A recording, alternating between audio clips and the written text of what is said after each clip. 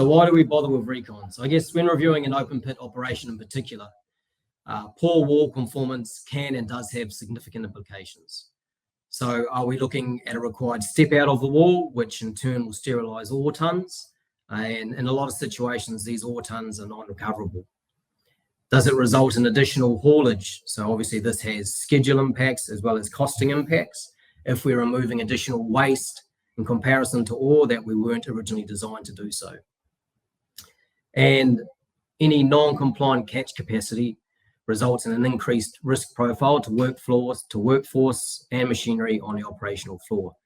So if we have a specifically designed catch capacity and we're only achieving 70% of that catch capacity over the strike of the wall, obviously that reduces what we can catch and increases any standoff distances that are required at the toe of that high wall. I guess we're fortunate these days to have the ability to capture in detail what we have on the ground. With the advent of a lot of drone reconciliations or drone imagery. And this benefits site from a technical and operational perspective in the form of increased safety, decreased costs, and minimal disruption to our schedule.